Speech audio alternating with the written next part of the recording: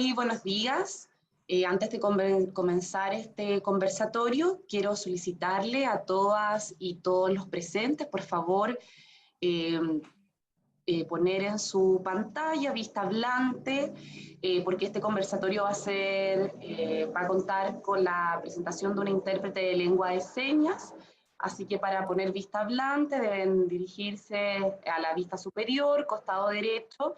En algunos les va a aparecer en español, en otras personas en inglés, pero poner vista hablante. Muchas gracias. Bueno, muy buenos días a todas, a todos y a todas las personas que nos acompañan en este conversatorio denominado Trabajo Social y los nuevos escenarios constituyentes, actividad con la que damos inicio al primer semestre académico 2022 de la Escuela de Trabajo Social de la Universidad Tecnológica Metropolitana. En mi rol de directora de Escuela de Trabajo Social, quiero en primer lugar agradecer a las autoridades que hoy nos acompañan, decano de la Facultad de Humanidades y Tecnologías de la Comunicación Social, Tomás Cárdenas Pincheira, secretaria de la misma facultad, Paulina Cárdenas Ovalle, y a la directora de nuestro Departamento de Trabajo Social, Lorena Campos Badel. Además, saludar al cuerpo académico, a funcionarios, a funcionarias, a colegas de otras universidades, a egresados y egresadas de nuestra escuela, y en especial saludar al estudiantado que está presente en el día de hoy, estamento con el que después de 2 años de distancia física hemos podido finalmente reencontrarnos para estrechar reflexiones y sueños asociados a nuestra disciplina a la luz de las transformaciones sociales y políticas que enfrenta nuestro país. En esta jornada, valorar y agradecer profundamente la participación de mis 3 colegas que tendrán un rol protagónico en este espacio. Doctora Ana Marcela Bueno, académica de la Universidad de La Salle, Colombia, la doctora Cori Duarte, académica de la Universidad de Atacama, y doctor Tito Flores, académico de la Escuela de Trabajo Social de nuestra Casa de Estudios. Decirles, colegas, que es un placer tenerlos en nuestra casa y estrechar miradas en torno a los desafíos que enfrenta el trabajo social en un escenario nacional de profundas transformaciones. Un escenario que se dibuja como respuesta a la ciudadanía y a los movimientos sociales que desde hace décadas han levantado demandas de justicia social frente a las desigualdades estructurales de nuestro país. Especial prominencia en esta lucha ha tenido el movimiento estudiantil, No Más AFP, feminista, pueblos originarios y ambientalistas, actores que fueron trazando el camino que encontró en el estallido social de octubre, su máxima expresión popular, y en la Convención Constitucional, el canal institucional para viabilizar las transformaciones que permitan una vida para todos y todas en real dignidad. En este contexto constituyente, ¿cómo no tener preguntas éticas, metodológicas, teóricas y conceptuales en una disciplina cuya naturaleza se entrelaza con las transformaciones sociales? ¿Cuáles son esas nuevas prácticas y sentidos de intervención ligados a los cambios sociales, políticos y culturales que se avecinan? ¿Cuál es el rol ético, político que recae ante los efectos de estas transformaciones en la vida cotidiana de las personas? ¿Cómo aportamos desde nuestra disciplina a material dichos cambios que serán declarados en la Carta Fundamental? Bueno, sin duda son muchísimas las interrogantes que se nos abren y los desafíos que se nos presentan. No obstante, no cabe duda que estamos ante una oportunidad histórica para asumir con fuerza una lucha a favor de nuestros pueblos. Para partir esta jornada de diálogo, de conversación, de reflexión, quiero dejarlos con el decano de nuestra facultad, que nos dará unas palabras de bienvenida, y posteriormente con Lorena Campos, que estará a cargo de moderar esta instancia, presentando en detalle a cada uno y cada uno de los participantes para facilitar posteriormente la participación activa de todos y todas las personas que hoy nos acompañan. Muy bienvenido, decano, y muchas gracias por acompañarnos en esta jornada de bienvenida de nuestro semestre académico. Muchas gracias, estimada directora. Muy buenos días a todas y todos. Estoy muy contento de poder estar presente en esta actividad, una más de las muchas actividades de trabajo social, y en este caso en un día tan especial con una reflexión constituyente. Sin duda, saludar a quienes están organizando esta actividad, saludar a todas y todos las personas presentes que están conectadas en este momento. Da mucho agrado saber que hay tantas personas.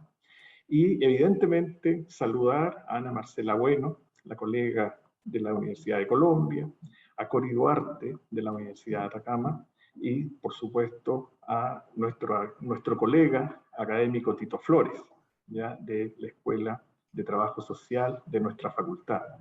Desear que sea una actividad tan reflexiva, como dice su nombre, y obviamente tan enriquecedora para la disciplina, para la facultad y para la universidad.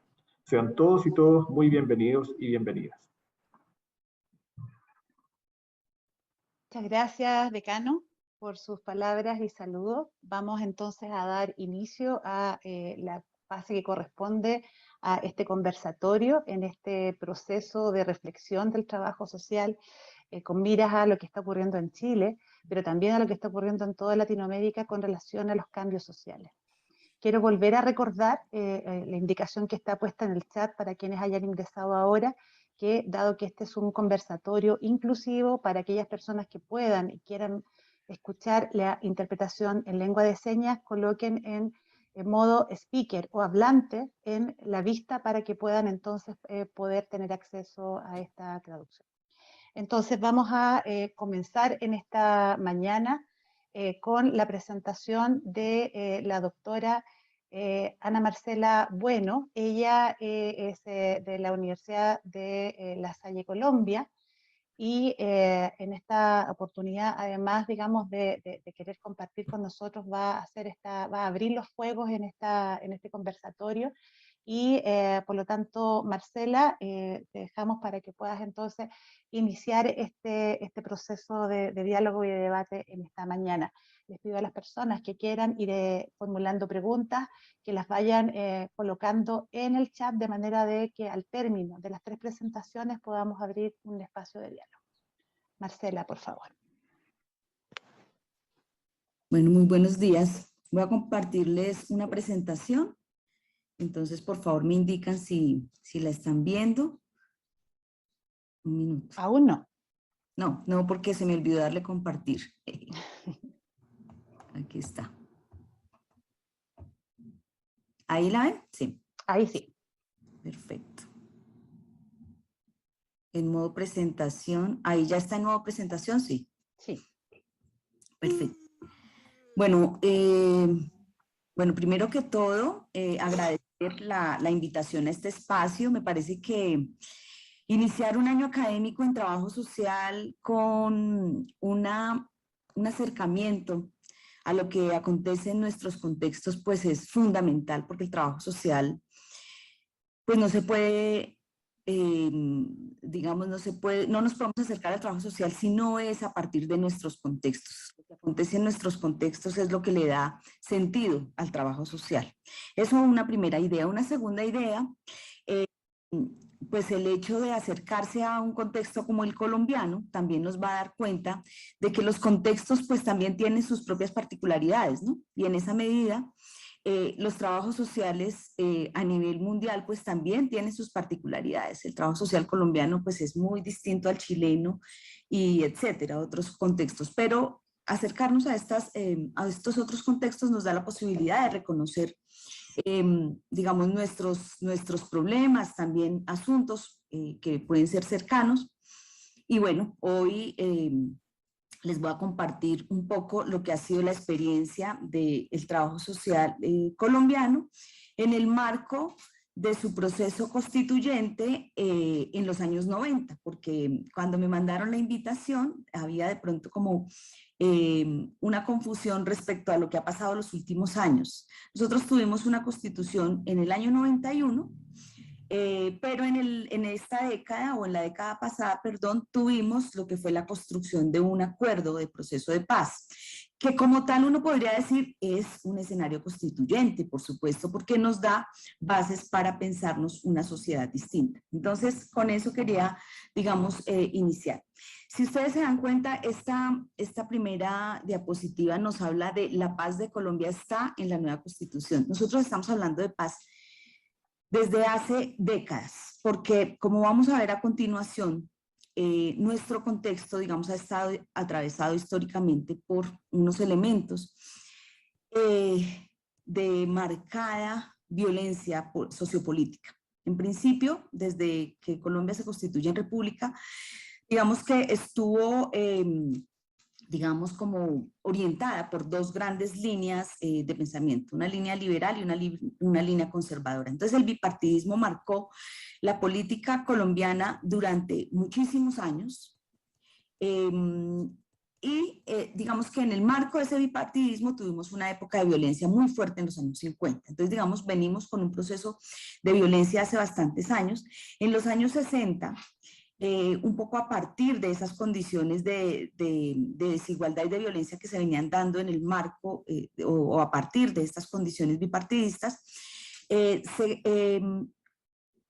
crea el primer movimiento guerrillero, movimiento de izquierda, que son las Fuerzas Armadas Revolucionarias de Colombia. En el año 64 se da este proceso e inicia lo que vamos a reconocer como conflicto armado. Un conflicto armado que inicia un poco en contra de estas condiciones que nos da el bipartidismo, violencia, inequidad o desigualdad en términos de la repartición de la tierra, etcétera. Entonces es un conflicto armado que especialmente aparece en las áreas rurales. De otro lado, en los años 70-80, el narcotráfico, bueno, en los años 70-80 también aparece ya un nuevo grupo, que es el grupo de los paramilitares. Entonces un poco allí también hay, digamos, unas tensiones entre actores que van apareciendo. Un tercer actor es el narcotráfico. El narcotráfico, digamos, es un elemento que uno en Colombia, mucha gente de pronto de fuera piensa, Colombia, narcotráfico. Efectivamente, el narcotráfico es un problema que nos ha acompañado durante décadas y, digamos, ha ido tomando transformaciones a medida que va pasando el tiempo. Hoy por hoy tenemos situaciones que están atadas al posacuerdo, pero también con otros actores internacionales como son los cárteles mexicanos, y eso pues genera también otras condiciones. Pero estamos hablando aquí de los años 80-90. Los años 90 nos reciben también con políticas de apertura económica. Entonces, previo a la Constitución, digamos, esto era un elemento que había que tener en cuenta allí, y también precedido al proceso de Constitución están los procesos de paz que se dan con las guerrillas que en su momento decidieron de poner las armas, guerrillas como el M-19, el EPL y otras que se vincularon con este proceso que se lideró desde los años 80. Entonces, que estos son elementos que son claves para entender cuál era el contexto de la época cuando empezamos nuestro proceso, nuestro escenario constituyente, como llaman ustedes. La Constitución del 91 entonces nos recibe con unos antecedentes de violencia, una crisis de la legitimidad institucional. Nuestras instituciones, digamos que estaban lideradas en su mayoría por personas de un partido u otro, ya no tenían ningún tipo de legitimidad, y las personas estaban viendo que no había formas de generar algún tipo de cambio. Nosotros veníamos con una Constitución desde el año 86 del siglo XIX. Entonces teníamos más de 100 años con una Constitución, y esa era una Constitución, digamos, muy difícil de tener algún tipo de injerencia en las instituciones. Entonces, ¿qué es lo que pasa? Aparece un movimiento estudiantil. Aparece un movimiento estudiantil que dice es necesario promover el cambio. Es necesario que promovamos el cambio, y eso tiene que hacerse a través de un cambio constitucional. Por eso tenemos que promover una constituyente. Ellos proponen una cosa que se llama la séptima papeleta. Teníamos elecciones, se iban a decidir 6 asuntos, y ellos proponen un séptimo asunto, y es: queremos cambiar la Constitución, y esa séptima papeleta gana, digamos, con el 86%, que es más o menos similar a lo que pasó en Chile ahora. El 86% de la gente dice sí, queremos cambiar la Constitución. Entonces, a partir de ahí, se genera esta iniciativa de constituyente. Y pues también esto se da porque la gente estaba muy molesta. O sea, hay un sentir de la sociedad civil que va, digamos, en contra de lo que está pasando, que están muy incómodos, las instituciones no tienen legitimidad, es necesario que hagamos un proceso de cambio. Hay un amplio nivel de participación, se constituye una delegación de 70 personas, que incluir personas digamos, de los dos partidos tradicionales, liberal conservador, pero se abre el espacio para que movimientos sociales, otro tipo de organizaciones, indígenas, se vinculen en este proceso, y empiezan a generar esta constitución.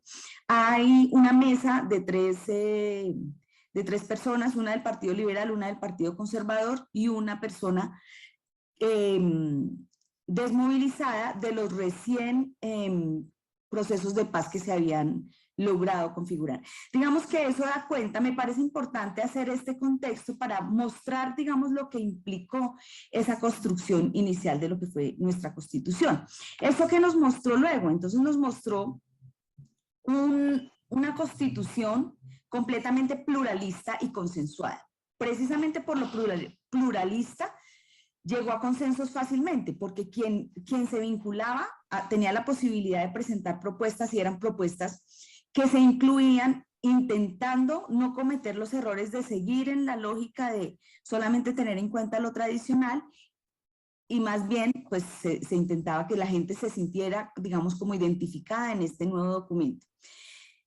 De todas maneras, como les mencioné, es una constitución que se da en el marco de un modelo económico intervencionista, entonces esto implica que nos tocaba lidiar también con políticas sociales en el marco de la privatización, porque entonces estamos en los años 90, procesos neoliberales que van a incidir de manera directa en este modelo económico. Y una cosa que sí es importante resaltar es que nuestra constitución es una constitución que vincula este de Estado Social de Derecho, que implica no solamente tener en cuenta los derechos fundamentales, sino incluir los derechos sociales, económicos, culturales, derechos colectivos, derechos del ambiente, pues que van a dar una posibilidad también de apertura a procesos de participación para garantizar y para proteger estos derechos que se han ganado. Entonces, digamos que con estos elementos, nuestra Constitución pues abre una serie de posibilidades para el trabajo social. En ese sentido, entonces, la pregunta es, ¿qué implicó entonces para trabajo social esta nueva Carta Magna? Era un documento que nos convocaba a los trabajadores y trabajadoras sociales, aunque yo en esa época todavía ni siquiera había entrado a la universidad. Sí sé en el marco histórico pues que las implicaciones para el trabajo social eran muy importantes, pues era, digamos, un cambio total a procesos de participación, a procesos de descentralización. Eso implicaba tener en cuenta entonces los territorios. Y entonces, digamos que se piensan los retos, los desafíos para el trabajo social en tres sentidos: en términos de la intervención, quienes estaban en campo, qué implicaciones tenían, entonces, pues volcarse a apoyar el proceso de construcción de programas sociales respecto a vivienda, respecto a procesos agrícolas, respecto a procesos de construcción de paz, porque hay que decir que los años 90, si bien fue un proceso, digamos, mediano de paz, porque no se logró con todos los movimientos, pues sí iniciaba, digamos, daba sus primeros pasos hacia allá. Se da también la necesidad de que como trabajadores y trabajadoras sociales nos vinculemos con procesos de reformas de política social, como les dije, de todas maneras, muy atadas a procesos neoliberales, pero que tenían en cuenta el tema del medio ambiente como un asunto prioritario en lo social, el tema de la población desplazada. Hay que decir que si bien el conflicto armado es un conflicto o es un asunto que nos aqueja desde los años 60 o incluso desde antes con los procesos de violencia, es hasta los años 90 que se reconoce la población desplazada como víctima directa del conflicto armado. Y esa década, digamos, que tiene como logro desarrollar la ley de desplazamiento. Es la ley que reconoce a la población desplazada como víctima y que debe ser reparada por el Estado. En términos de investigación, entonces se ve la necesidad que desde el trabajo social nos volquemos sobre reconocer cuáles son los problemas del contexto, problemas sobre los cuales debemos entrar a desarrollar procesos de atención y por supuesto de intervención. Se privilegia la investigación. Denme un segundo, por favor, qué pena. Se privilegian la investigación en temáticas relacionadas con género. El multiculturalismo va a ser un tema que va a llamar muchísimo la atención, porque era, digamos, la Constitución era la posibilidad de encontrarnos con estas poblaciones que siempre habían estado un poco aisladas. Entonces, son temas que para el trabajo social vienen a ser súper importantes.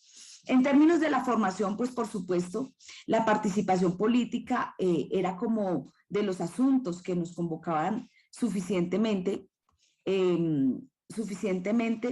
para poder, digamos, entendiendo que había un nicho muy importante allí, con escenarios tanto en el ámbito urbano, pero también en el ámbito de lo rural, precisamente por aquello de la posibilidad de la descentralización, donde íbamos entonces a cambiar de formas de dirección del Estado y de los diferentes municipios. Entonces los planes de estudio empiezan a tomar, pues, temáticas o vías distintas o vías orientadas a tratar de encontrarnos con esa carta magna que era tan importante para nosotros como trabajadores sociales. Entonces empiezan digamos, a desarrollarse planes de estudio con enfoque de derechos, con enfoque diferenciales. Se toman temas como la salud, la educación, el trabajo comunitario, temas que digamos, históricamente no habían sido como tan atendidos desde la formación, se incluyen digamos, en los planes formativos de trabajo social.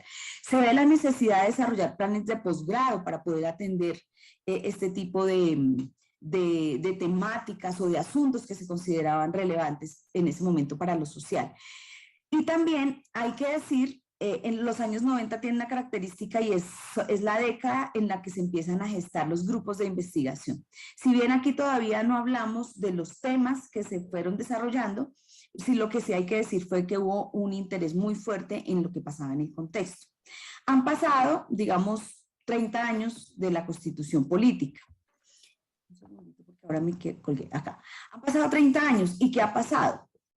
Ya ustedes dicen 30 años, ya no somos tan bebés en la Constitución. Efectivamente han pasado 30 años, pero en medio de este tiempo que ha pasado, se ha construido un proceso de paz que inicia en el año 2012. Yo no voy a hablar del proceso de paz porque, digamos, no es el tema que nos ocupa, pero sí quería hacer referencia a cómo este proceso de paz, digamos, tomó en términos del contexto colombiano más o menos 10 años, o ha tomado 10 años hasta hoy, del 2012 al 2022. Fue aprobado en el 2016. Infortunadamente, del 2018 al 2022 hubo cambio de gobierno, y con el cambio de gobierno, pues el proceso se estancó.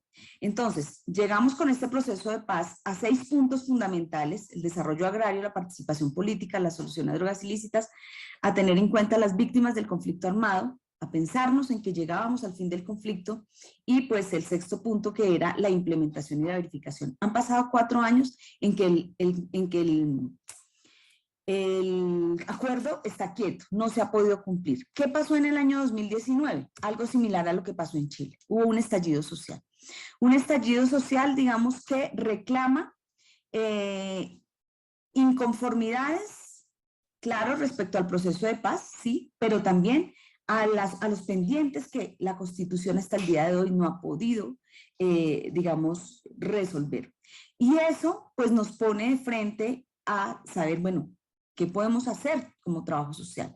Como trabajo social, evidentemente no vamos a resolver el tema. Ahorita tenemos elecciones, y parte de nuestra preocupación como trabajadores sociales es: necesitamos un gobierno que venga a ocuparse de lo social. No va a ser justamente los candidatos de la derecha. La mayoría de candidatos que tenemos en este momento son de la derecha. Entonces, nuestra preocupación por ahí, por un lado, está en el tema de, bueno, tenemos una responsabilidad política y digamos, nos movemos en ese sentido. Pero también, en términos de todo lo que ha pasado, y sobre todo en relación con el proceso de paz, pues tenemos toda una serie de preocupaciones y de asuntos que tenemos que entrar a acompañar, a apoyar. Entonces tenemos, primero que todo, reconocer cuáles son esas problemáticas que tenemos, resultado de una falta de implementación de un acuerdo, de un rezago de un conflicto armado que hasta el día de hoy no se ha terminado. Fue un conflicto que en el 2016 se firmó con uno de los frentes más digamos, más importantes del país, porque pues era el más antiguo, que era las Fuerzas Armadas Revolucionarias de Colombia, antiguas FARC, pero pues todavía el ELN ha estado ahí, se han intentado hacer, digamos, acercamientos, pero no se ha logrado. Pero lo que pasa después de este acuerdo es que hay un ala de este movimiento que se retracta, se vuelve a las armas, y eso tiene unas implicaciones, y quiere decir que empieza a mutar el conflicto. Y eso nos llama a decir, bueno, ¿qué tenemos? ¿Qué problemáticas hay en los territorios? ¿Cómo podemos, como trabajo social, empezar pues a repensarnos? No vamos, evidentemente, a acabar con el conflicto, pero sí mirar cuáles son las necesidades. En el marco de esto, muchos trabajadores sociales son líderes y lideresas. Y eso pues nos ha traído también dificultades porque, como lo veían ustedes en la diapositiva anterior, uno de los temas que nos preocupan bastante en el país hoy por hoy es el tema de los asesinatos de los líderes sociales. Entonces son temas que seguimos caminando y que en trabajo social nos afectan porque pues nosotros andamos en los territorios y también somos lideresas. Yo no voy a otorgarme ese lugar, pero muchos líderes y lideresas que están en los territorios son trabajadores sociales y han pasado por estos procesos de amenaza, de asesinato, desaparición, etc. Estamos acompañando en ese sentido, o tenemos esa responsabilidad y ese deber de acompañar procesos comunitarios, tanto en el ámbito rural como en el ámbito urbano, pues porque también acá nos están afectando estos procesos de paz, digamos, que están mutando, pues se están trasladando también a los ámbitos urbanos. Antes era solamente en la ruralidad, hoy por hoy ya están también en las ciudades. Creemos necesario también la necesidad de hacer sistematizaciones que nos permitan comprender qué ha pasado en esta época y qué aprendizajes podemos adquirir para poder seguir acompañando estos procesos. En términos de la formación, pues por supuesto tenemos una responsabilidad muy grande con todo lo que tiene que ver con la participación ciudadana. Tenemos que tener una formación crítica respecto a lo que son nuestros problemas, respecto a quiénes son los actores que están en este proceso, cómo el conflicto no es un asunto que se haya terminado a partir de la firma de un acuerdo, sino que más bien ha mutado y se ha complejizado a partir de toda una serie de actores que han ido apareciendo. Mostrar también que los actores del conflicto no son exclusivamente los que tradicionalmente conocemos, guerrilla, paramilitares y Estado. Hay otros actores como la sociedad civil que está en la mitad y que, si bien no son parte activa del conflicto, del fenómeno, son personas que se están viendo bastante afectadas, y en ese sentido tenemos que estar allí. Por supuesto, el posicionamiento que tenemos que seguir teniendo en los territorios, en las instituciones, en las organizaciones, en las comunidades, para mostrar que trabajo social tiene mucho que hacer ahí y mucho que aportar y también mucho que aprender. Y bueno, todo esto en el marco de la construcción colectiva. Hoy por hoy nos deben preocupar las personas que siguen siendo parte de este conflicto, las personas desplazadas, o sea, todos estos rezagos que nos deja el conflicto, pero también la falta de voluntad política para la implementación del acuerdo. Entonces, cuando yo les mencioné al principio la paz, el tema de la paz está muy articulada al tema del desarrollo de la Constitución nuestra, porque pues casi que con la Constitución lo que añorábamos era a lograr esa tan esperada paz, que si bien se pensó en el 2016 que ya había llegado con el acuerdo firmado entre el Gobierno Nacional y las FARC, pues hoy por hoy pues nos sigue reclamando la necesidad de seguir trabajando por ella. Y creo que como trabajadores y trabajadoras sociales tenemos esa gran responsabilidad por seguir construyendo colectivamente, escucharnos, revisar nuestros intereses, volver a escucharnos, volver a mirar cuáles son nuestros intereses, volver a generar un proceso de consenso, de pluralidad, y pues en el marco de eso pues seguir caminando. Hoy por hoy hay muchos grupos de investigación que están caminando hacia pues por estas comunidades, trabajando categorías como la memoria, categorías como la reparación, la reconciliación y pues muchos otros asuntos que son fundamentales para poder pues seguir tratando de buscar este camino que esperamos, que es la paz. Muchísimas gracias y bueno, quedo atenta a inquietudes. Muchas gracias, Marcela, por traernos, digamos, a colación y a reflexión este proceso de Colombia. Sin duda, en nuestra Latinoamérica no exenta de conflictos. Perdón, voy a mover aquí, es el sol de mi cámara que no permite que se vea.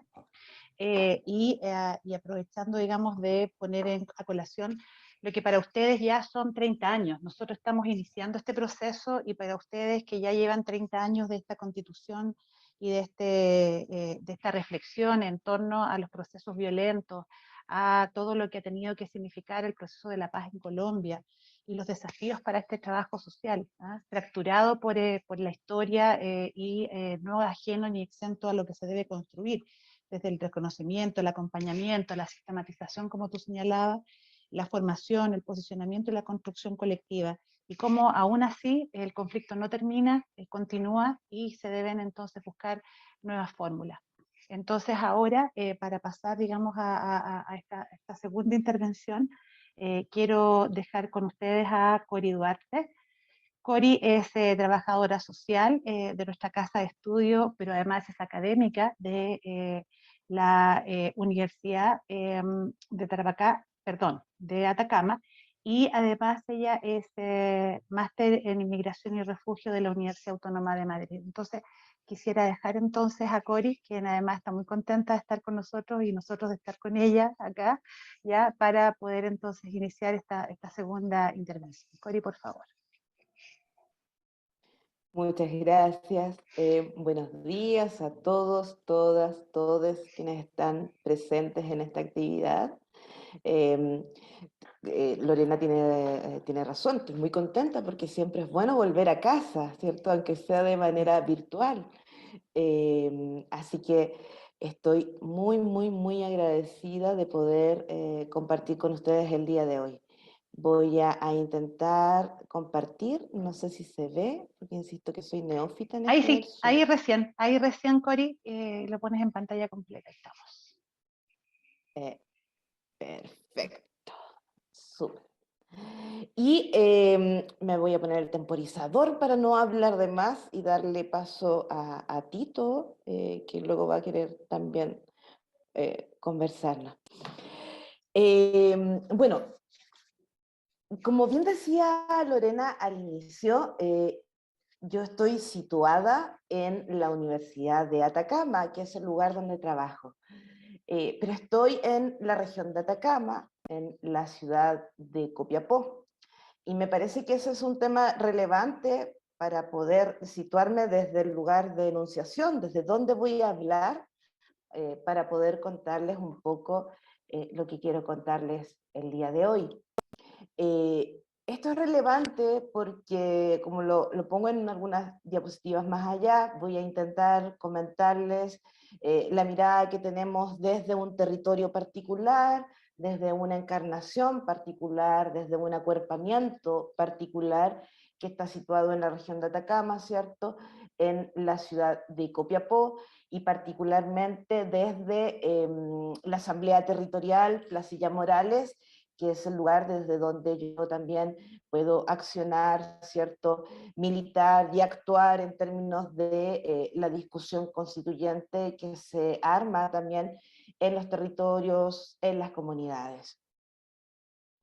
Entonces, desde ahí quería contarles, ¿cierto?, o en realidad poder introducir y situarnos, ¿cierto?, de que, como bien decía Marcela en su anterior presentación, el momento constituyente que estamos viviendo hoy día viene de más lejos, ¿cierto? Hay una genealogía aquí, hay una historia que nos trae hasta este momento. Nosotras creemos de que estamos en presencia de una narración colectiva en la cual, ¿cierto?, se ha articulado ciertas demandas en torno a tres ideas fuerzas, que son la idea de dignidad, la idea del fin de los abusos y la idea del fin de las desigualdades. Tres ideas fuerzas que no son iguales en todos los territorios y en todas las comunidades. a nosotros, nosotras nos da cierta risa de alguna manera o cierta extrañeza de que se habla del día 19 de octubre, perdón, del 18 de octubre, ¿cierto? Cuando para nosotros, nosotras acá en las regiones fue el día siguiente.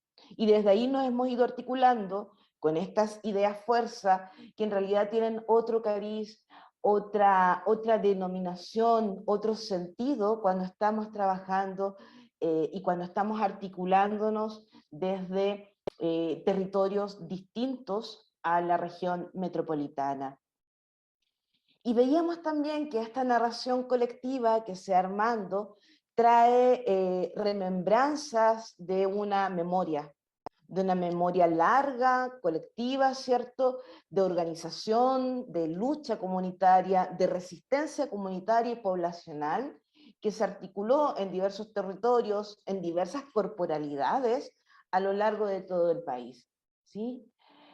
Esta narración colectiva se articula fuerte, ¿cierto?, en términos de la posibilidad, de la existencia de esa posibilidad de un rearmado del tejido social. Esta narración colectiva que se estructuró entre octubre y enero de 2019-2020, ¿cierto?, es una posibilidad, es una historia que se empezó a escribir de forma comunitaria, en discursos que por lo menos en nuestro territorio, ¿cierto?, fueron haciéndose de forma cotidiana, ¿cierto?, en los tejidos de memoria, en la posibilidad de habitar otras historias distintas a las que se estaban escribiendo en ese instante, pero también una conciencia muy clara, ¿cierto?, del momento histórico que se estaba viviendo. Hicimos asambleas, hicimos cabildos, hicimos caceroleo, hicimos de todo, ¿cierto? Todo lo que había que hacer en ese momento. Pero en una escucha atenta, en un marco de respeto, de diversidad de opiniones, de diversidad de corporalidades, ¿cierto? Pero que también marcó un momento de fuerte implicación emocional. El Año Nuevo, ¿cierto? Se celebró, se conmemoró, articulados, al igual que la Navidad, ¿cierto? Y las distintas festividades que teníamos en ese tiempo. No obstante, ¿cierto? Y esto bien lo sabemos todos y todas, ¿cierto? Esta idea de la crisis sobre la crisis, ¿cierto? De un estallido interrumpido de alguna manera por la pandemia mundial, ¿cierto? De alguna forma va a mostrarnos que estas crisis permanentes van a fracturar la narración colectiva anterior, porque tampoco era una narrativa fuerte, era una narrativa que se intentaba establecer, ¿cierto? Pero requería de un tiempo mayor para poder articularse como una narrativa que hiciera una fractura estructural con lo que ya se venía trabajando. Intento recuperar estos elementos que sé que están en la memoria de todos y todas. Estuvimos presentes, ¿cierto?, en lo que sucedió durante el estallido, vimos cómo se articularon las diversas acciones colectivas, pero creo de que a 2 años, casi 3 años de eso, es necesario poder volver a traerlo a la memoria. ¿Por qué? Porque cuando nos pensamos en el proceso constituyente, se nos olvida o tendemos a olvidar, y lo hemos visto en las asambleas que realizamos, ¿cierto?, en nuestro territorio, como que como que eso pasó hace mucho tiempo, producto que la pandemia, ¿cierto?, ha calado muy hondo en cada una de nuestras vidas. Y creemos, ¿cierto?, de que este proceso constituyente se articula como, al inicio en todo caso, ¿cierto?, se articuló con una épica, con un mensaje distinto que prometía la irrupción de lo que Judith Butler menciona como prácticas políticas de esperanza, que están asociadas obviamente a discursos y acciones, ¿cierto?, en donde podemos trazar un horizonte distinto, un horizonte esperanzador, un horizonte, ¿cierto?, en el cual pudiésemos introducir algunos elementos importantes para los territorios, para las diversas corporalidades que estábamos en el momento constituyente anterior. En ese sentido, la introducción de la paridad, la idea de los cuidados en la nueva constitución y la ecoconstitución son elementos que asomaban como discursos políticos de esperanza y que en estos momentos están en tensión y sobre los cuales quisiera comentarles ahora. Y no podría dejar de hacerlo sin volver a situarme. Como les decía y les contaba, y a lo mejor tengo aquí a gente aburrida que me ha escuchado otras veces, ahí miraba recién a la Julita por ahí que estaba conectada, a mis profes, mis profas. Como les decía anteriormente, yo estoy en la ciudad de Copiapó, ¿cierto? Queda en la región de Atacama. Cuando dan el tiempo, por lo general, se saltan de Antofagasta a La Serena, pero en mitad de eso está la región de Atacama en la ciudad de Copiapó. Nosotras somos una región que tiene una historia minera importante, mineral de Chañarcillo, ¿cierto? Y más adelante, toda una acción extractivista en nuestros territorios que ha dejado consecuencias importantes, entre las que podemos nombrar, ¿cierto?, la desaparición de 2 glaciares, 2 hielos eternos, ¿cierto?, por parte de la minera transnacional Barrick Gold, ¿cierto?, en su proyecto Pascualama, y el secuestro hídrico del río Copiapó. Existe un río, ¿cierto?, que cruza la ciudad de Copiapó, que está totalmente seco y que ha sido secuestrado por algunos personajes por ahí. Esta situación podría ser así ya bastante escalofriante, si es que no, pero debemos mencionar además, ¿cierto?, la existencia de una serie de relaves mineros, de pasivos ambientales mineros, ¿cierto?, que están ubicados en cada una o en gran parte del territorio. Puse aquí una imagen muy pequeñita, ¿cierto?, con algunos puntitos rojos y azules y amarillos. Esos son todos los relaves mineros que existen aquí en nuestra ciudad. De hecho, en estos momentos estoy en la Universidad de Atacama, en la Facultad de Ciencias Jurídicas y Sociales, y a la espalda de nuestra facultad existe un relave. ¿Qué es un relave? Es donde se depositan, ¿cierto?, todos los desechos del proceso minero. ¿Sí? ¿Por qué les cuento esto? Porque ese tema para nosotros, nosotras en este territorio es relevante. ¿Sí?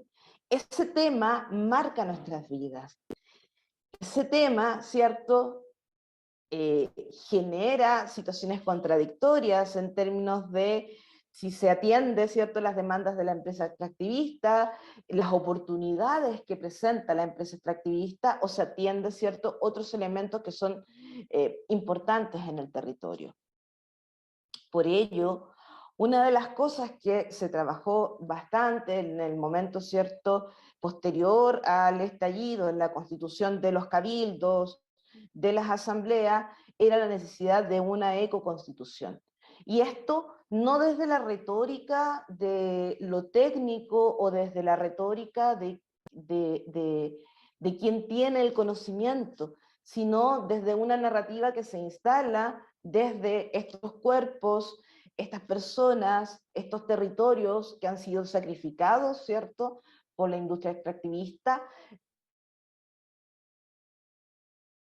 cuyo marco normativo está dado por la Constitución de 1980, que permite y facilita, ¿cierto?, la apropiación y el despojo de este territorio. Entonces, cuando soñamos en estos territorios con una nueva Constitución, la soñamos efectivamente como una nueva relación con la naturaleza, con un abandono de la mirada antropocéntrica, ¿cierto?, con elementos asociados a la ecoconstitución, el reconocimiento de los derechos de la naturaleza, el reconocimiento de los bienes naturales, comunes naturales, ¿cierto?, un Estado que asegure una administración equitativa y justa de esos bienes comunes naturales, pero también una democracia ambiental que pueda ponerse en oposición a la situación de injusticia ambiental que vivimos en la actualidad. Y si tuviera más tiempo les contaría más, porque no solamente tiene que ver con los relaves o con el secuestro hídrico del río, eso impacta en todo. En esta región estamos en sacrificio en todos los sentidos.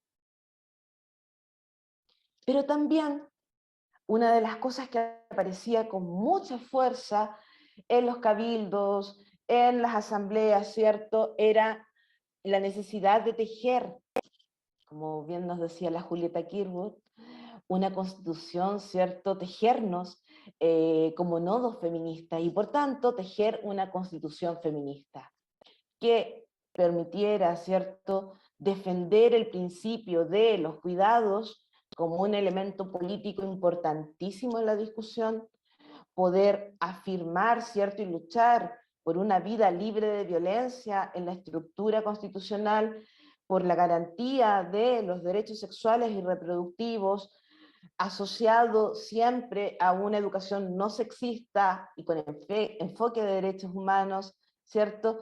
Que además existiese un mandato explícito del Estado y de sus poderes en incorporar la mirada y el enfoque de género en sus políticas públicas, en sus legislaciones, ¿cierto? En el Poder Judicial y en cada uno de los servicios públicos.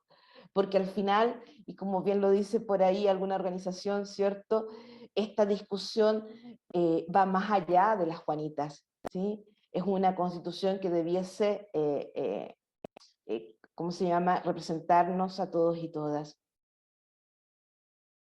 Sin embargo, y como hemos aprendido, ¿cierto?, desde los feminismos, que el amor romántico mata, creemos que también es importante desromantizar la discusión constituyente, porque esto es el principio y es una discusión abierta que hemos visto en estos días que está llena de ataques, porque de alguna manera la sola idea de discutir estos asuntos, ¿cierto?, implica una remirada, una necesidad de ir cuestionando, pero también enfrentando la forma en la cual se ha construido nuestro país, ¿cierto?, la forma en la cual se han construido las élites, la forma en la cual hemos ido haciendo historia en nuestro país.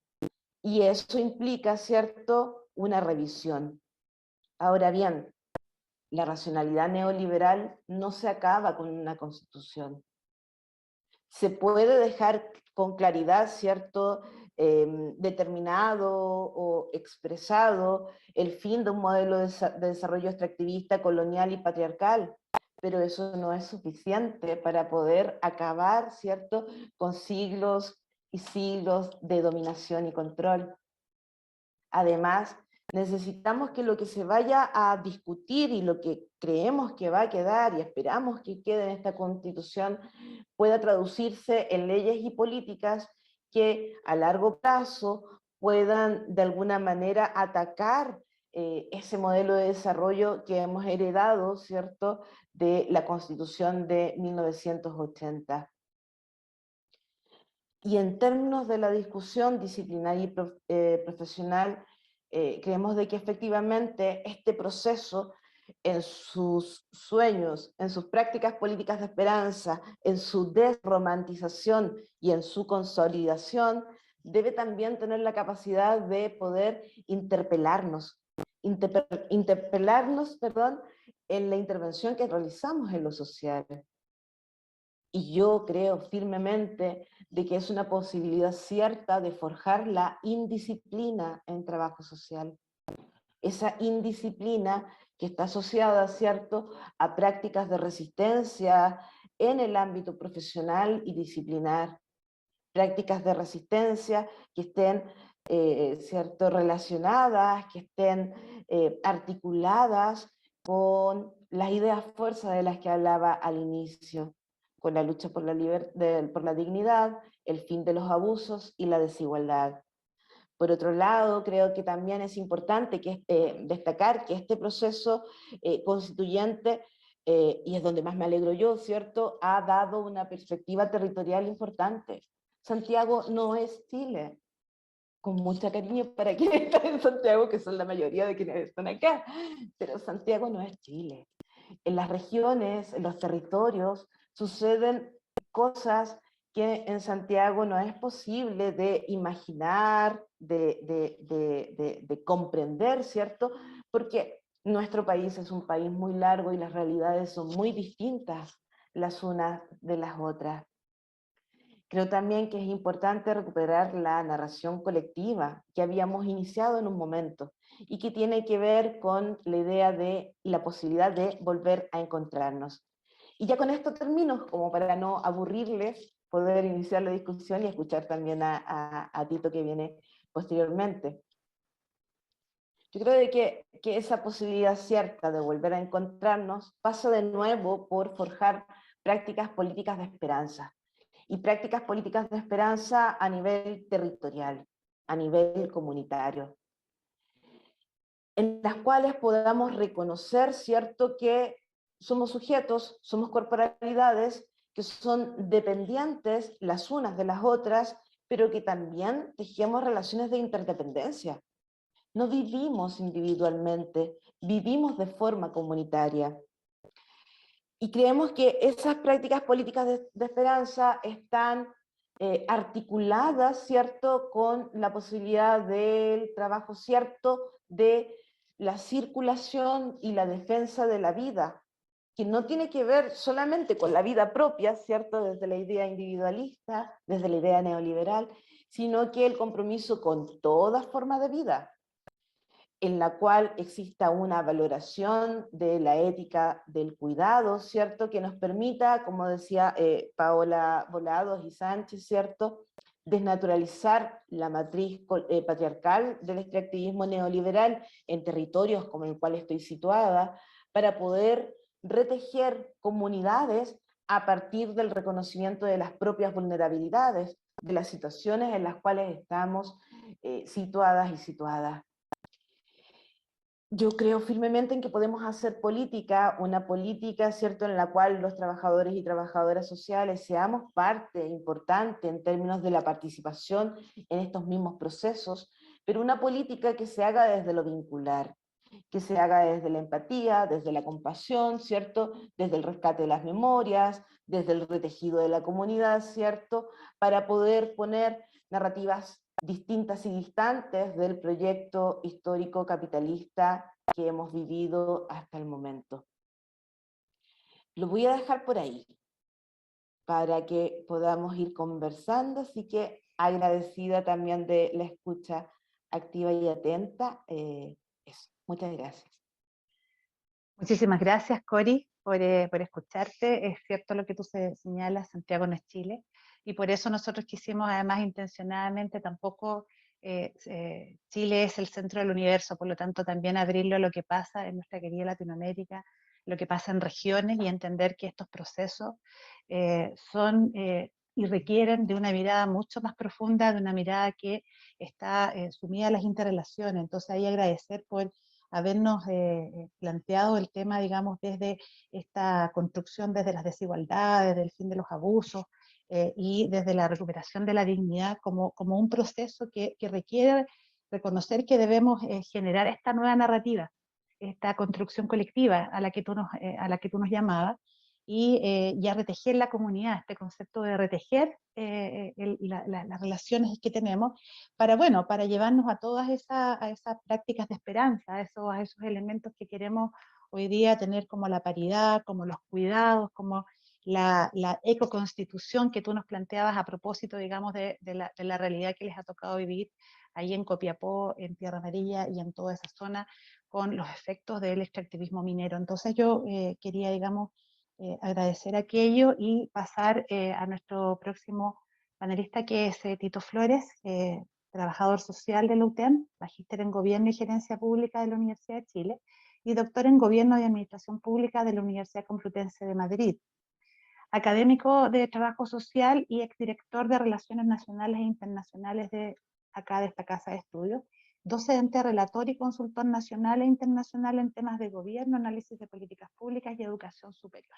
Entonces, Tito, te damos entonces la bienvenida a esta parte. Muchísimas gracias, Lorena. En primer lugar, quiero saludar a todos y todas quienes están en este momento en la audiencia. Estoy viendo que acaba de integrarse una persona más, somos 200 personas las que estamos acá, así que es un gusto estar inaugurando este semestre académico de nuestra escuela con tal sublime auditorio. Pedirte, Lorena, si fueras tan amable, que me pudieras avisar cuando queden 5 minutos para no pasarme de la hora. Y también Perfecto. manifestar mi gran agrado y el honor de poder compartir con Marcela y con Cori este panel virtual.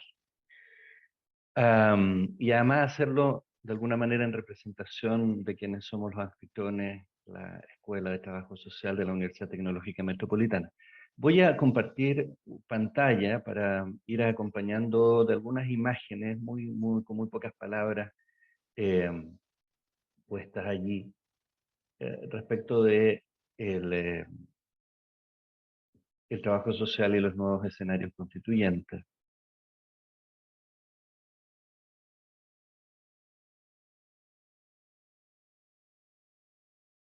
Ahí estoy. Se ve bien, Se ¿verdad? ve perfecto. Perfecto. Gracias. Cuando nosotros abordamos el tema de escenarios constituyentes, desde mi punto de vista es importante tener en cuenta algún marco que conceptualmente o teóricamente nos puede ayudar. A mí me gusta mucho el enfoque de estos dos autores, Acemoglu y Robinson, que escribieron este libro hace unos 10 años, que se llama ¿Por qué fracasan los países? Y ellos lo que intentaron hacer es dar una respuesta a por qué encontramos países que efectivamente logran lo que se denomina el desarrollo y otros que no lo logran. Algunos logran prosperidad y otros no lo logran. Por cierto, hay múltiples enfoques sobre esto. Hay quienes alguna vez adujeron que aquello se relacionaba con el clima, ¿no? Los países cálidos les va mal, a los países fríos les va bien. Otros señalaron que esto se debía a la religión. Los países protestantes les va bien y los países católicos les va mal. Otros podrán decir que es un tema de dominación internacional.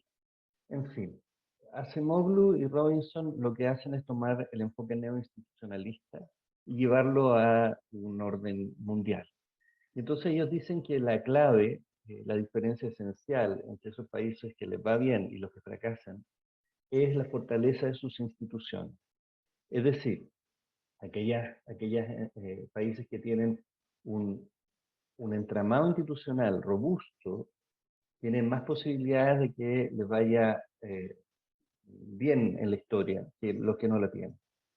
Y por lo tanto, desde ese punto de vista, cuando estamos hablando de constituciones, estamos hablando de un elemento esencial para pensar en el futuro y en la historia que se construirá de aquí en adelante para el país que emprende este recorrido, que es en lo que estamos como nación, en el caso chileno. Entonces, les voy a mostrar 3 imágenes respecto de cómo se ha vinculado, qué ha pasado en nuestras últimas constituciones del siglo XX. Me voy a saltar la de 1830.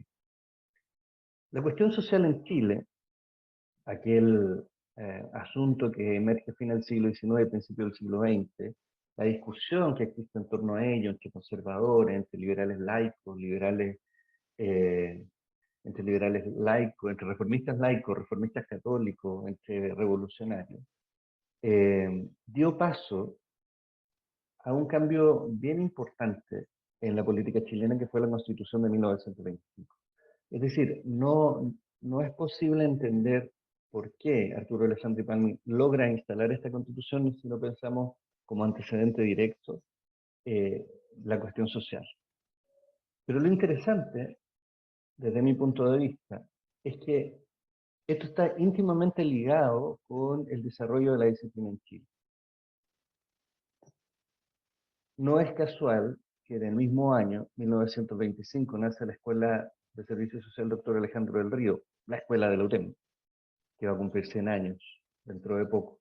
No es casual, porque hubo allí, a partir de la respuesta política generada por la Constitución, pero también a partir de lo que las fuerzas hegemónicas de ese momento impulsaron, es que era necesario brindar un mayor bienestar para aquellas familias, aquellas personas tan precarizadas, que habían migrado hacía poco desde el campo, en fin.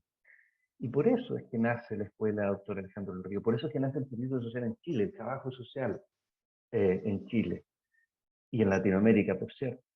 Entonces, fíjense cómo a principios del siglo XX casi, ya nuestra profesión podemos ver que está íntima y directamente involucrada con procesos políticos tan de raíz como lo es el nacimiento de la Constitución del 25. Con el andar del tiempo, no me voy a detener en los detalles que transcurren. Nosotros tenemos que se produce la reforma agraria y con ello la ruptura del Estado de compromiso. El Estado de compromiso es el acuerdo que surge el año 39, 38, 39, en que hubo los votos de los conservadores para que naciera la Corfo a cambio de que no hubiese reforma agraria en Chile. Por eso la reforma agraria no logra impulsar el Frente Popular en aquel momento. Entonces pasa el tiempo hasta que el año 64 el gobierno de turno echa a andar la reforma agraria. Y es a partir de eso, de esa ruptura del Estado de compromiso, que se gesta lo que viene a ser después el quiebre institucional vía golpe de Estado. Y que da origen luego a la Constitución de 1980. Entonces, estamos con una Constitución que el 25 le permite o genera el nacimiento, de alguna manera, de la escuela, doctor Alejandro del Río. Son procesos paralelos. Pero la Constitución de 1980 es como un movimiento de péndulo hacia el sentido contrario, porque lo que vivimos a partir de aquellas reformas estructurales de corte neoliberal es la precarización del trabajo social, porque por un lado se reduce el tamaño del Estado, por otro lado, aquello que queda del Estado focaliza su acción social, y por lo tanto el trabajo social ve, en primer lugar, recortada la posibilidad de empleabilidad en el sector público, pero por otro, sus formas de acción son bastante tecnócratas, se van transformando en una tecnocracia asociada a, a dos cosas, diría yo. Uno, a la evaluación de las condiciones sociales, tipo ficha CAS 2 después, en ese ámbito, y por otro lado, a la ayuda meramente asistencial. La acción alternativa, la acción profesional alternativa, surge como reacción, como oposición a la Constitución del 80 o a los efectos de esa Constitución y su modelo.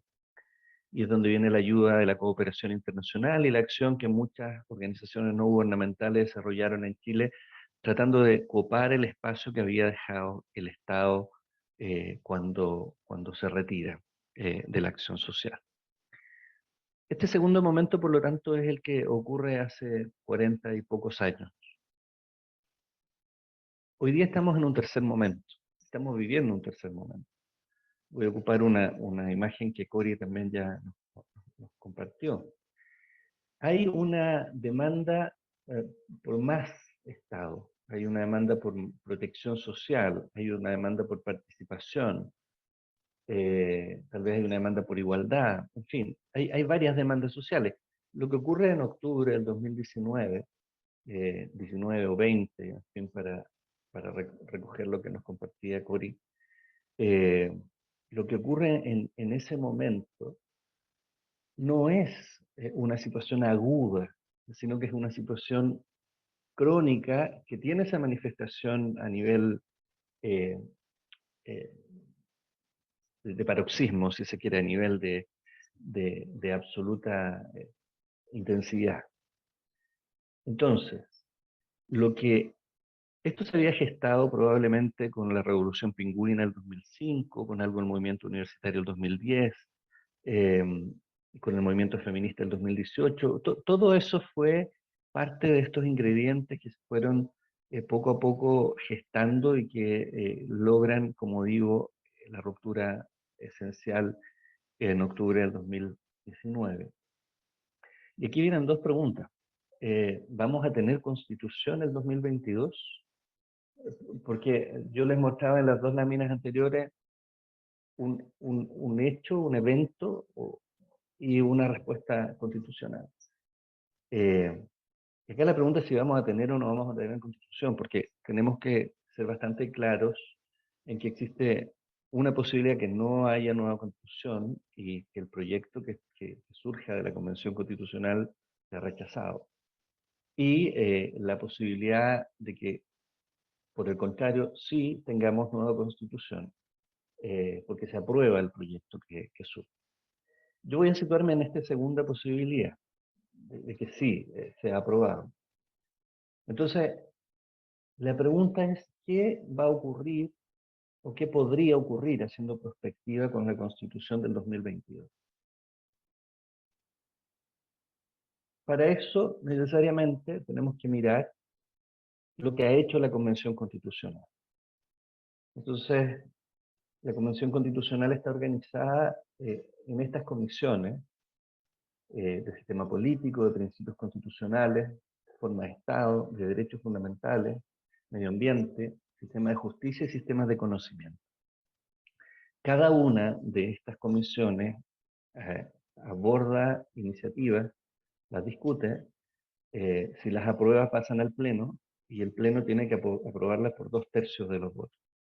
Si no las aprueba, pueden volver a la comisión para ser retocadas y nuevamente planteadas.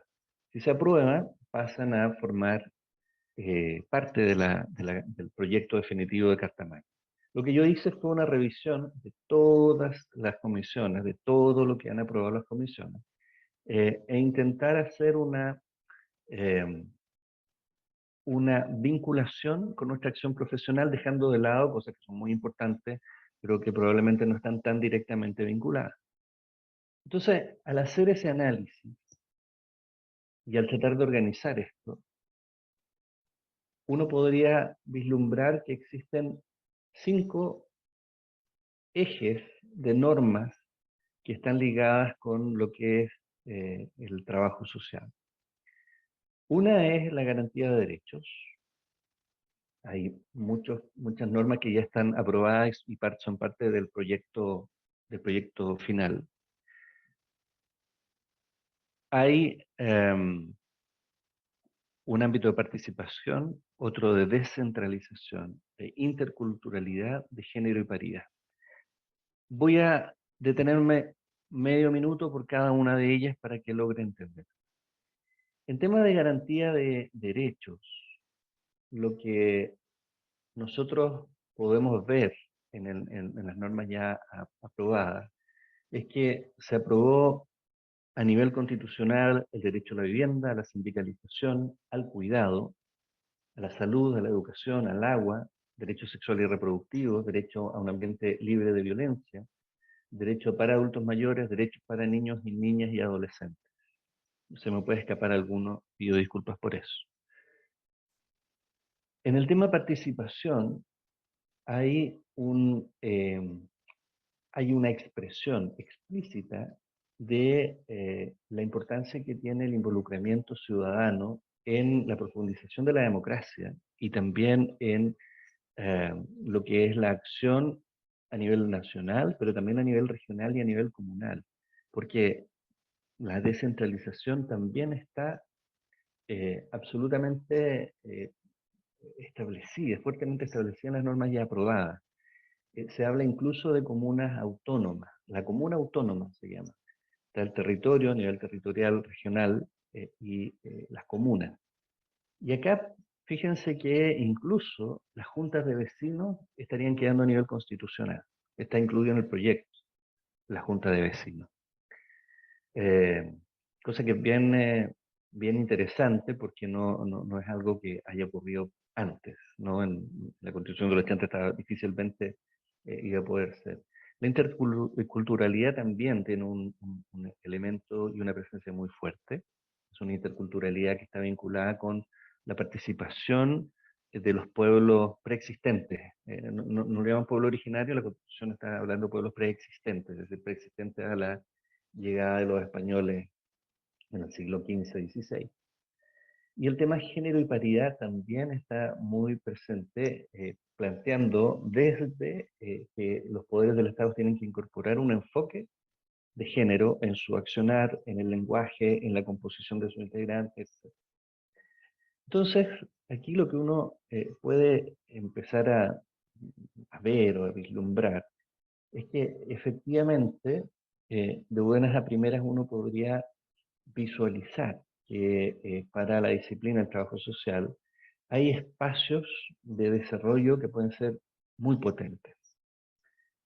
Y entonces la pregunta sobre la disciplina, sobre la profesión, desde mi punto de vista tiene que involucrar dos ámbitos. Uno, la acción profesional o la intervención profesional. Y el otro es el ámbito de la formación profesional, dado que aquí estamos en una universidad. Entonces, en prospectiva, quiero insistir en eso, la pregunta que nos cabe y que nos abre la posibilidad que está pensando y generando la nueva constitución o la posible nueva constitución, es que el trabajo social, los y las trabajadoras sociales tendremos que tener la suficiente capacidad para realizar las innovaciones necesarias en nuestro actor profesional, para ir adaptándonos a este nuevo escenario que estaría consagrando la Constitución. Es un escenario mucho más vinculado con la garantía de derechos y con una situación de más simetría entre los distintos actores sociales, políticos del país. Entonces, esto a nivel de la acción desde los servicios públicos, pero también en los territorios, desde las organizaciones no gubernamentales, en fin, nos va a plantear un espacio de necesaria rearticulación, si se quiere, de necesaria revisión de nuestros procederes. Y eso está íntimamente ligado con esto. Los nuevos perfiles profesionales necesariamente tendrán que dar cuenta de esta nueva realidad. Porque es un cambio del territorio, y no es un cambio menor, es un cambio profundo del territorio. Y por lo tanto, en los mapas que nosotros construyamos para nuestros nuevos y nuevas estudiantes, han de ser capaces, si es que la nueva constitución se aprueba, tienen que ser capaces de responder a estos nuevos desafíos. Entonces, en este nuevo escenario constitucional, tenemos una doble o triple misión. La primera misión es cambios en la formación, cambios profundos en la formación, para ser más pertinentes. La segunda es actualización y capacitación para apoyar a los y las trabajadoras sociales que están interviniendo en la vida cotidiana de las personas, con esta nueva mirada y con este nuevo. Y en tercer lugar, la necesaria revisión y actualización, perdón, revisión e innovación de las formas de acción y de intervención profesional, tanto de los trabajadores y trabajadoras sociales como personas, como de las instituciones que están allí haciendo la acción. Entonces, en vista y considerando esto, de que esta es una posibilidad, porque existe la otra, la del rechazo, es que me parece importante terminar como empecé, volver al principio. ¿Qué es esto? Desde mi punto de vista, no es muy importante mantener en mente esto. Los países fracasan cuando sus instituciones son débiles. Estamos ante la posibilidad de tener una nueva institucionalidad. Sin embargo, esta institucionalidad tiene que ser lo suficientemente fuerte para abarcar a muchos y muchas y para durar bastante tiempo. No logramos esa cobertura, si no logramos ese horizonte, será nuevamente parafraseando a un libro, una posibilidad de desarrollo frustrado para Chile. Muchas gracias.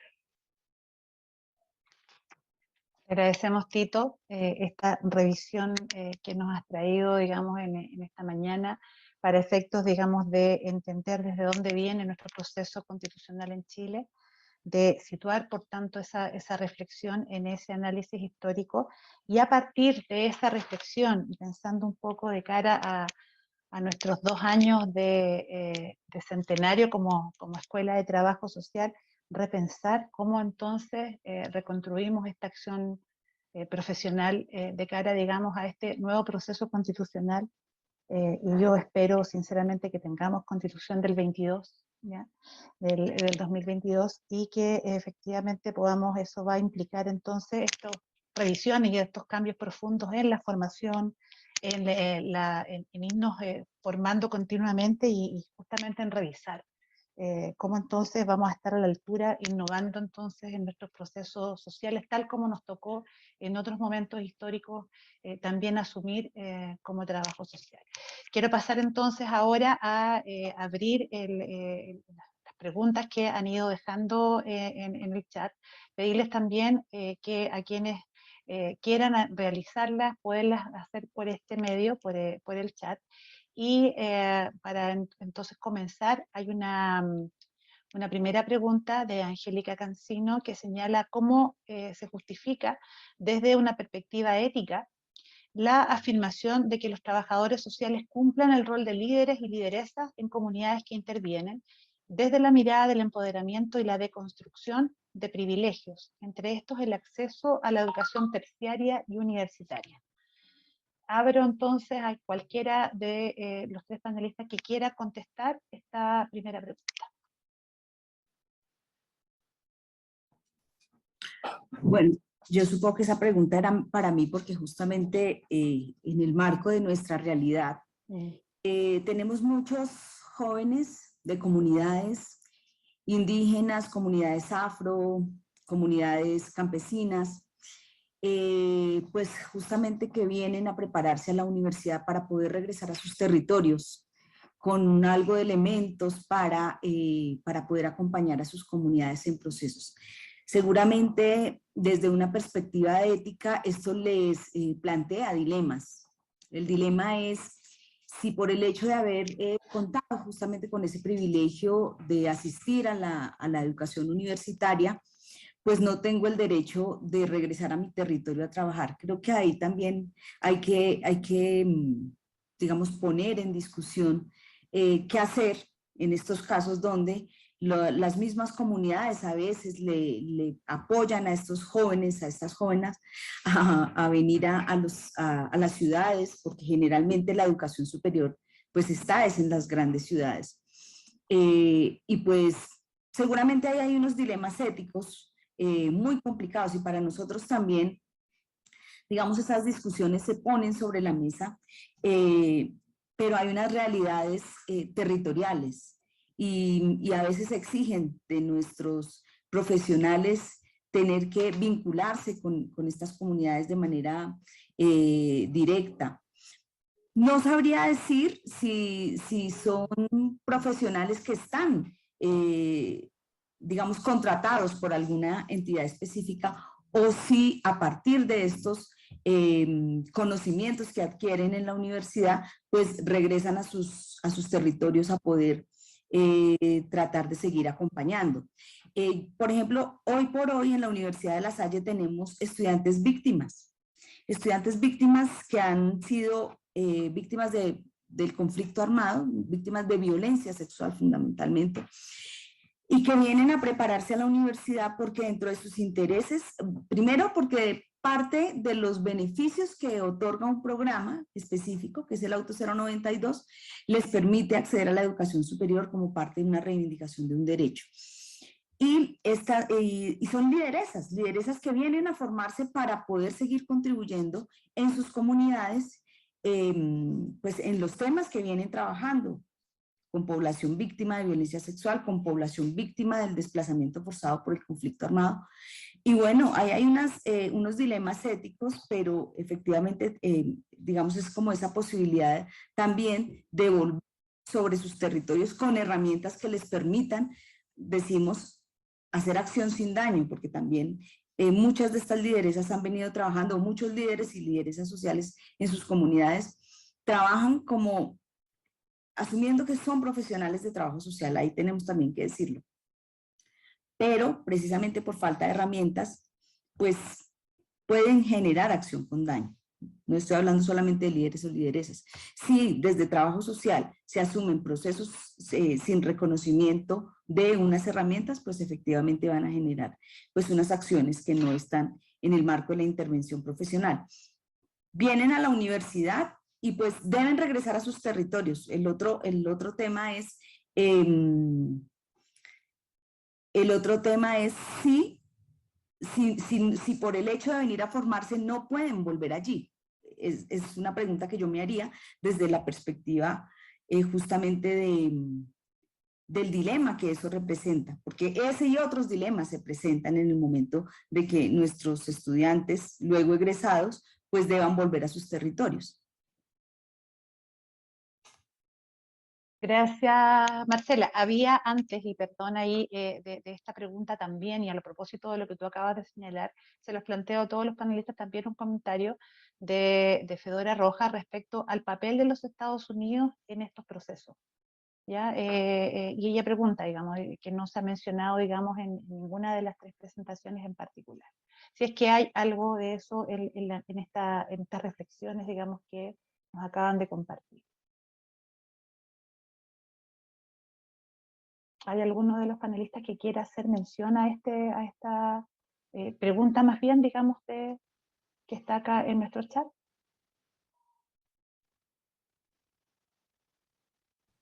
Pues la persona está preguntando, efectivamente está haciendo la pregunta, o Marcela o para otro panelista, o para mí o para otro panelista, pero hace específicamente como la pregunta sobre cuáles son las problemáticas que se mantienen y cómo se trabajan. Bueno, pues yo creo que efectivamente, digamos que una nueva constitución como la que se planteó en su momento en Colombia, era una constitución muy interesante, muy llamativa, muy progresista efectivamente, llamaba a poder tener democracia después de tantos años de tener unas élites completamente cooptadas en dos partidos.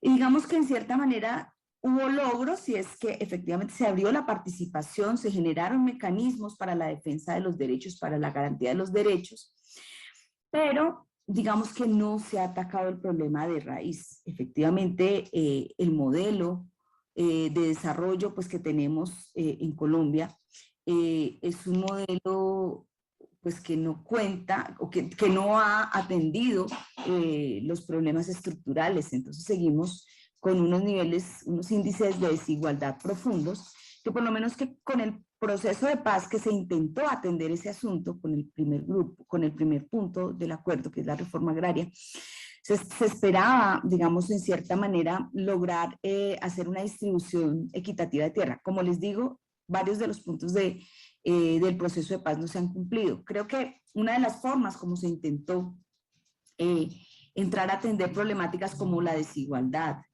como un tema que creo que todos los países lo padecemos, pero en Colombia lo padecemos profundamente, son los temas de corrupción.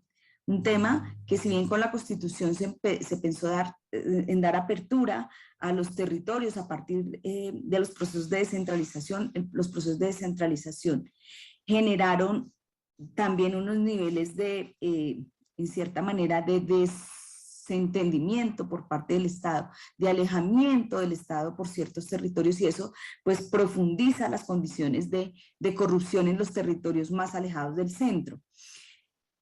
Son asuntos que se han intentado atender a partir de reformas, no reformas constitucionales, porque la única reforma que se ha hecho a la Constitución fue la que se hizo en el 2004, para, para permitir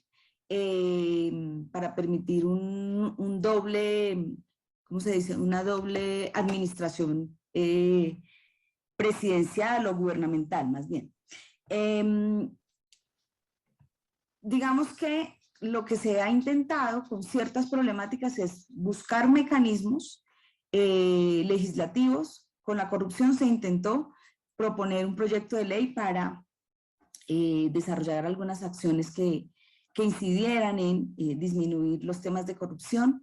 Con el tema de la desigualdad, lo que les decía, se propuso en el marco del acuerdo de paz el tema de la reforma agraria como una forma de modificar las condiciones de acceso a la tierra.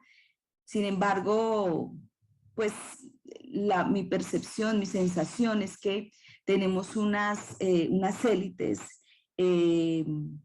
poco comprometidas con el cambio social realmente.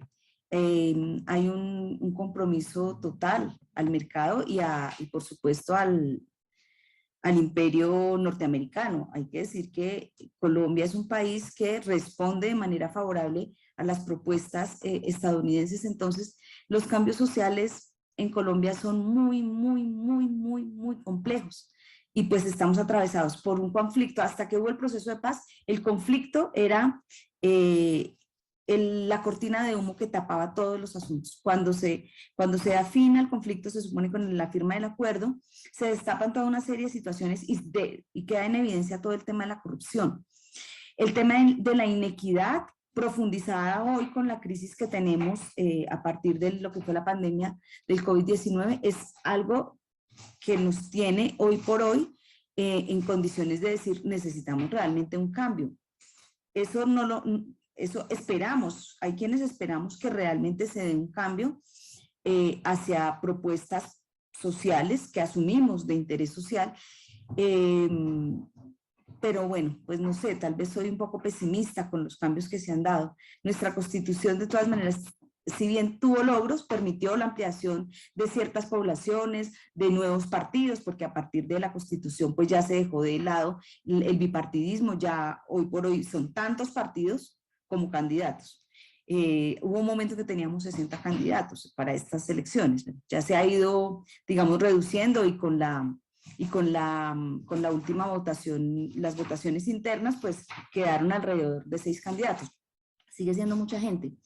Pero, bueno, pues creo que la esperanza está cada 4 años en la búsqueda de un gobierno distinto. Llevamos, no sé, alrededor de, pues justamente desde después de la Constitución, pues gobiernos, bueno, en los años 90 hubo un gobierno, digamos, que intentó promover programas sociales, pues estaba muy en el marco de la Constitución y desarrolló digamos, se han desarrollado ciertas leyes, pero cambios profundos, creo que en la medida que no se hagan los cambios estructurales, pues evidentemente no vamos a lograr hacer los cambios que se requieran. Muy buenas intenciones de la Constitución, claro, sí, pero las posibilidades todavía siguen siendo muy adversas. Esperaremos a ver qué pasa el 29 de mayo de este año, pues ahorita el siguiente mes, casi en un mes, tenemos la primera vuelta. El asunto es pues que esa primera vuelta con seguridad va a definir qué va a pasar.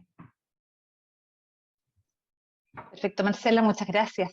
Hay otra pregunta de Rodolfo respecto a desde la profesión como sujetos, el rol o el ethos que al trabajo social le correspondería aplicar en este como ejercicio de divulgador o divulgadora del proceso constituyente.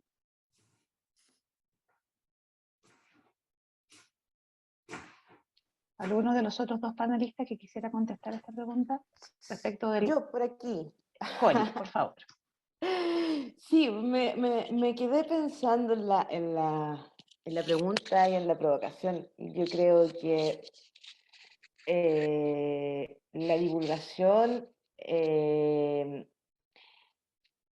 se sitúa desde una posición que es muy cómoda en términos de solamente entregar ciertos elementos asociados al proceso constituyente o elementos asociados a cualquier otro proceso, ¿cierto? Y desde ahí yo creo de que sí, claro, sí, porque tiene que ver con las decisiones personales también, ¿cierto? Esto tiene que ver con lo personal que se hace político, ¿cierto? En términos de lo que está pasando en nuestro entorno. Yo ahí acogería más bien la invitación de Freire, en el sentido de poder generar procesos emancipatorios que estén asociados a una pedagogía de la esperanza.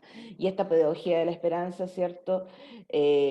Desde esta situación en la cual participamos de procesos, acompañamos procesos, pero también estamos en una relación continua de mutuo aprendizaje.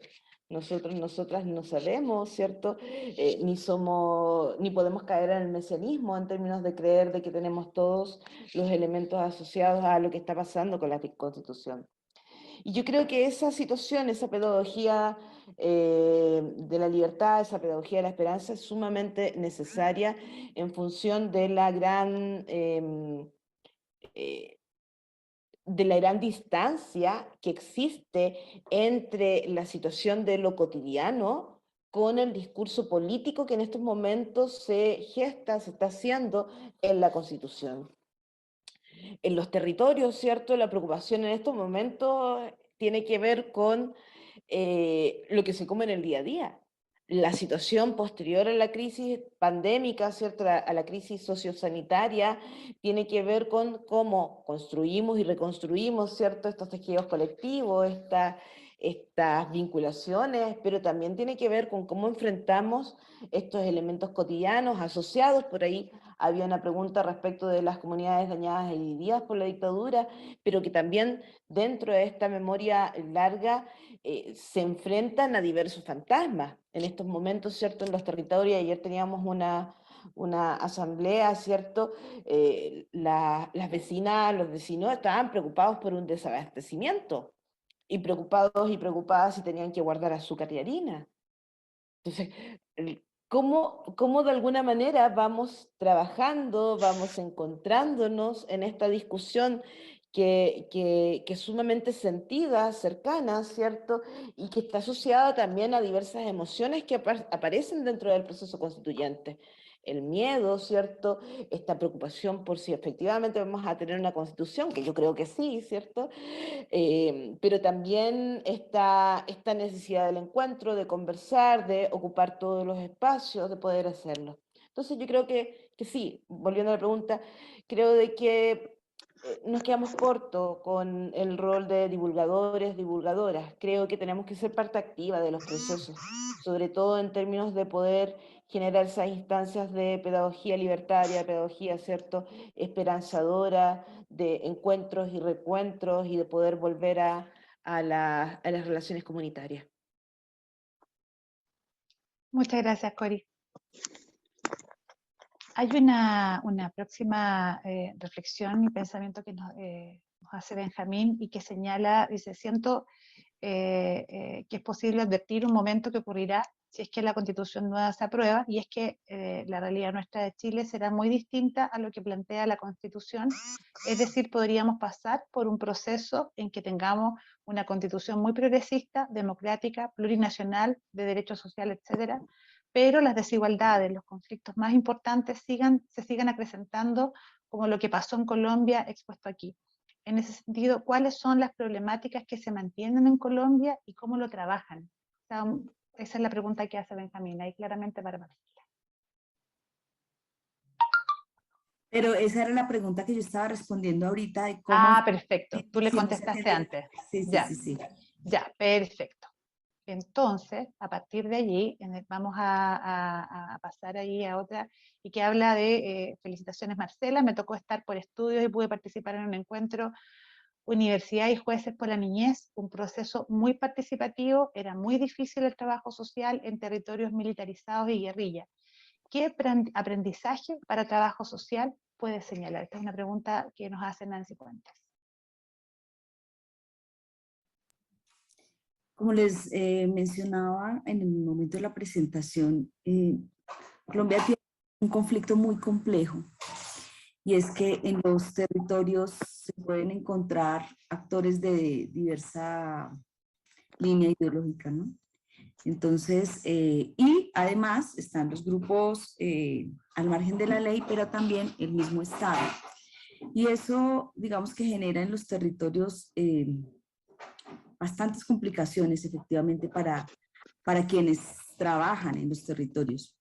Sin embargo, yo creo que parte de los aprendizajes pues que nos mostraron algunas colegas en la época cuando tuvieron que trabajar, yo creo que, bueno, no sé si es un aprendizaje que se da en territorio, como lo decía ahorita Cori, también hace parte de condiciones subjetivas personales que, por ejemplo, la valentía de muchas trabajadoras sociales denunciando. Creo que es como aprendizaje para la profesión es fundamental, porque también es dar cuenta de lo que pasa en los territorios que en ciudades no se ven.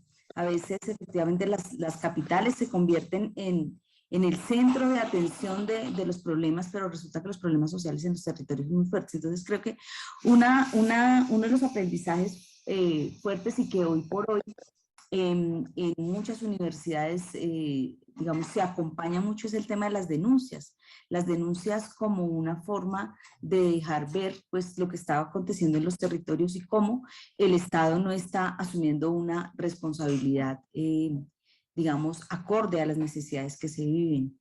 Esas denuncias eran, digamos, muy costosas, porque, como les decía yo, no solamente estaban grupos al margen de la ley, sino que se denunciaban hechos del mismo Estado, digamos, en cuerpos del ejército, que durante mucho tiempo ha sido un actor activo y pues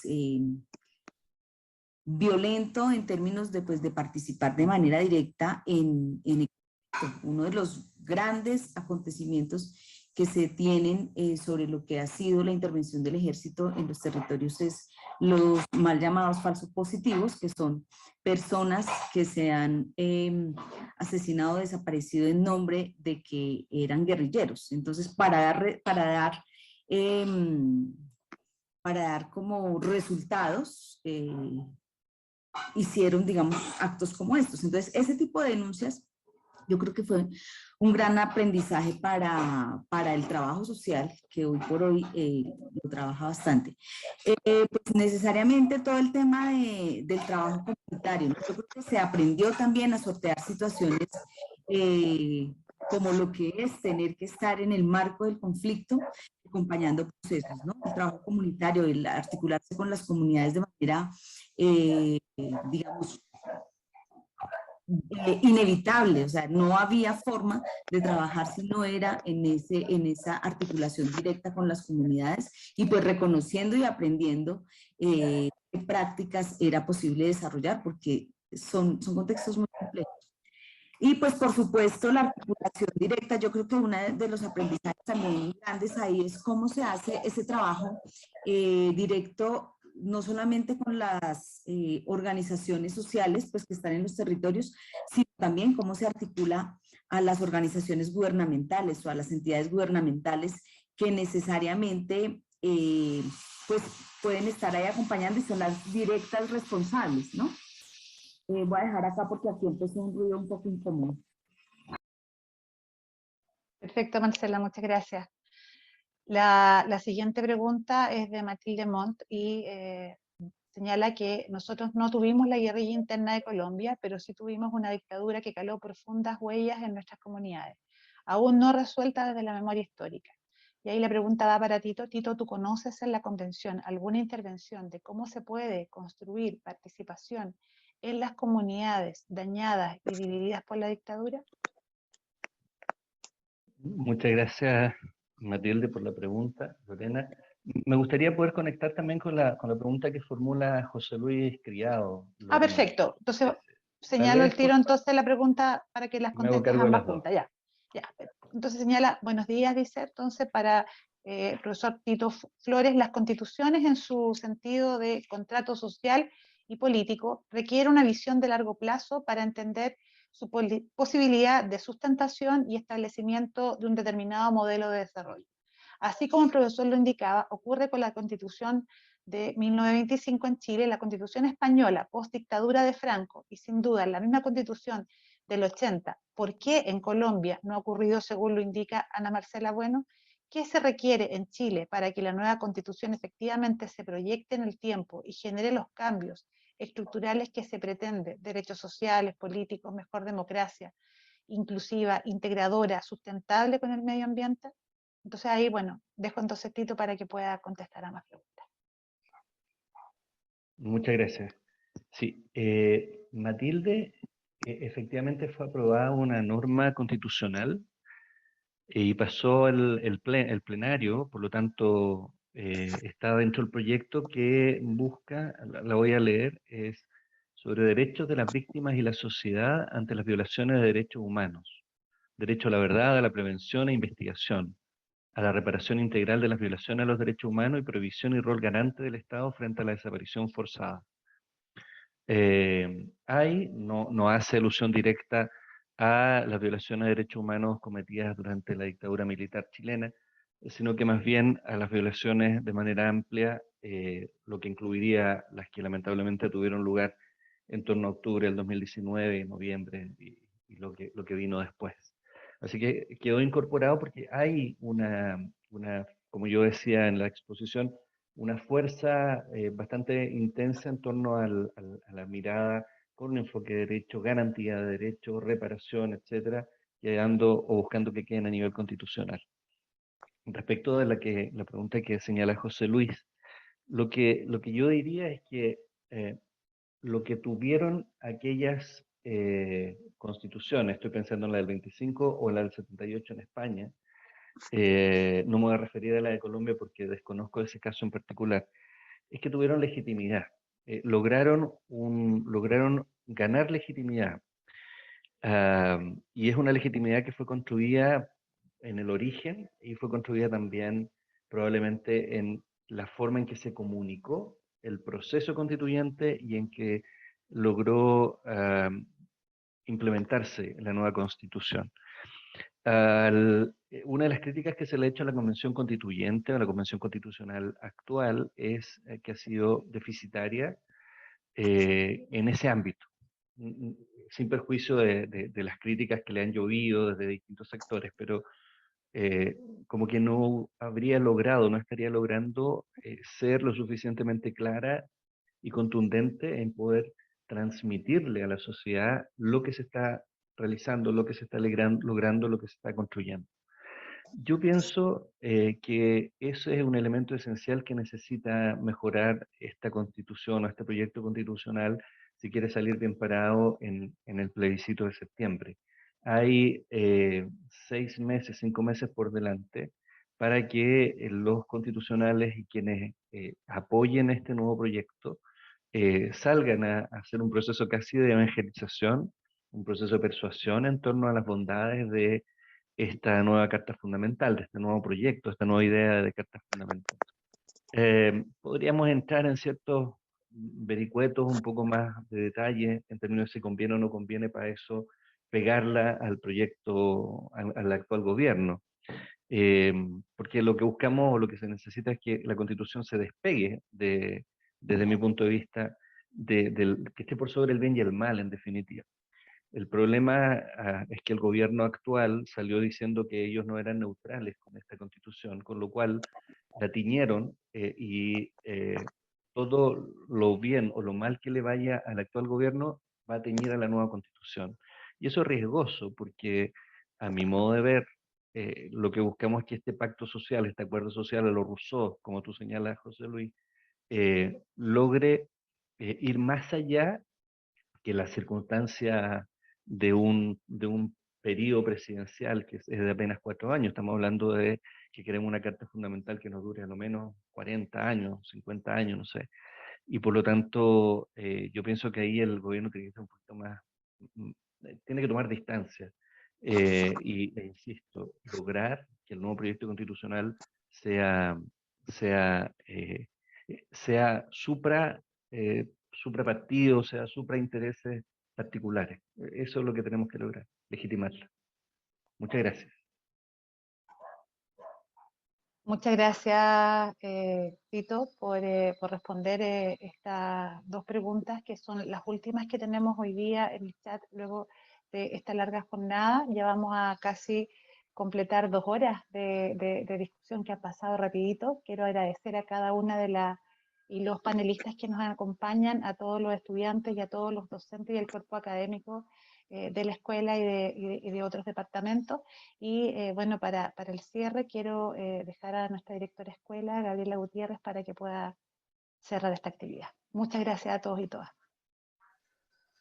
Muchas gracias, Lorena, por tu moderación. Quiero agradecer especialmente en esta tarde ya, no, todavía mañana, a las y los expositores, agradecer de corazón a Ana Marcela, a Cori y a Tito por traernos reflexiones, ¿cierto?, desde los diversos territorios para repensar los desafíos éticos, políticos, metodológicos, investigativos y formativos que enfrenta nuestra profesión en un escenario de transformación social donde desde mi punto de vista somos interpeladas a ser actores y actoras activas para que los cambios que se declaren en papel sean acciones que realmente impliquen transformaciones estructurales en la dimensión social, cultural, política y económica, donde la justicia social sea el motor orientador.